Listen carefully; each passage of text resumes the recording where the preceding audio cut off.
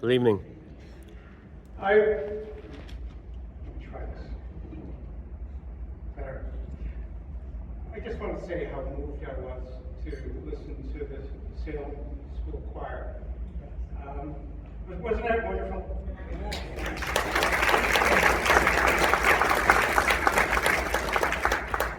The word Shalom Chaverim is kind of howdy friends. And it's a little bit how I feel being here tonight. This is a special evening. I don't know how many times, Wayne, we've done this together, but it's always been a special evening.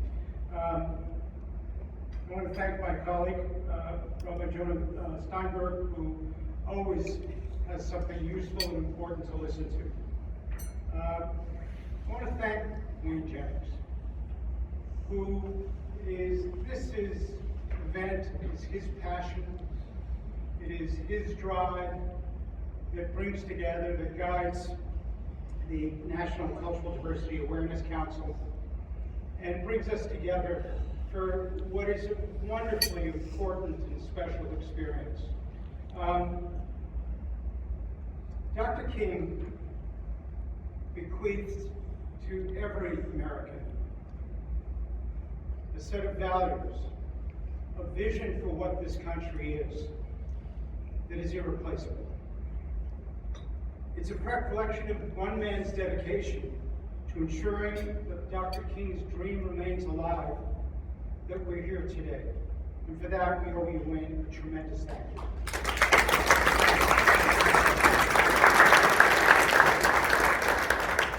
I want to use this opportunity to say thank you to this great patriot, Wayne Jennings. In a time where cynicism prospers, year after year, he labors to keep Dr. King's works, his words, his message fresh and vivid. If ever there was a reason for a man to have doubt about our nation's promise, it was Dr. King. He faced violent attacks, threats not only to himself but to his family, arrest, daily discrimination, humiliation, and so much more. But he chose that rather than lose faith in our nation, he dedicated his life. He dedicated his life to help our nation fulfill its promise. In a moment when our democratic ideals are under attack from the left and from the right today, Dr. King's example is especially important for us.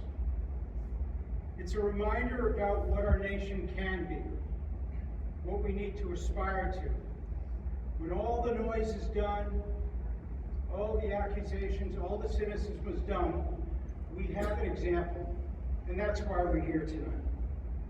The fight to sustain our democracy is a challenge for every generation, and we must not give up, and certainly Wayne Jennings never has.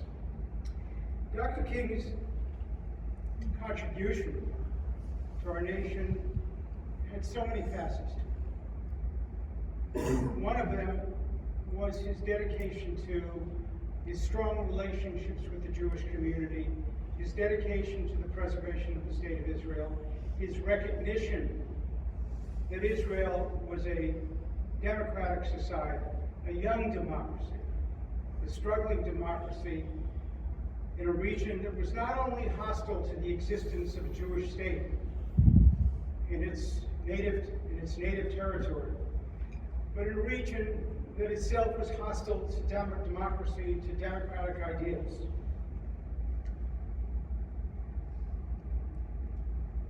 So I'm especially grateful that on MLK Day, we have an opportunity to relive that promise, relive that relationship, and I'm grateful for the opportunity to focus on that facet of Dr. King's life and legacy. My own parents were survivors, as we said, my own parents were survivors of Hitler's Europe. They came to this country in 1948. And their first night here, they went for a walk. And a few blocks from where they were staying, they walked by a store with a big sign on it that said, "No Jews and dogs allowed." After coming from what they came from, they were wondering what they'd arrived to. They came from a place spiritually that allowed them to viscerally understand the value and the significance of Dr. King's life. I remember as a small child my parents talking about him and the importance that he had for them, because they understood what happens when democracies die. They lived that experience. Today, I think about my parents.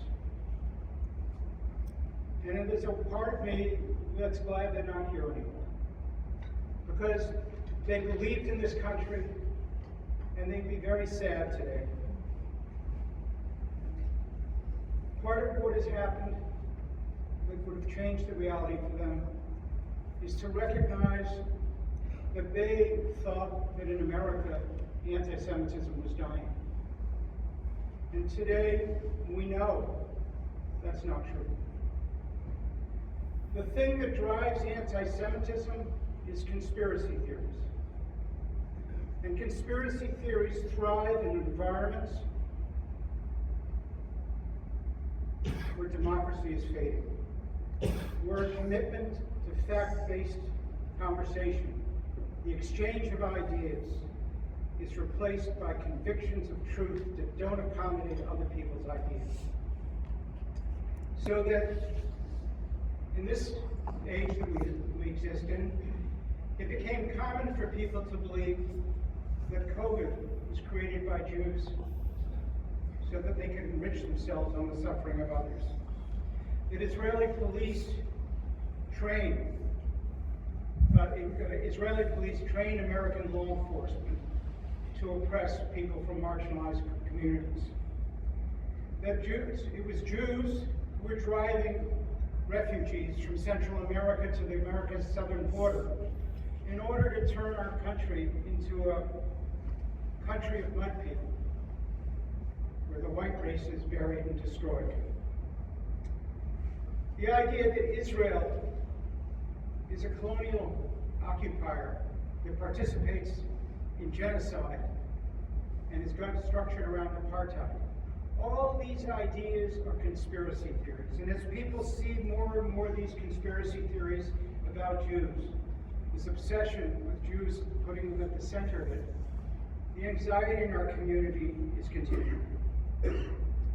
This is why so many people in the Jewish community were devastated on October 8th.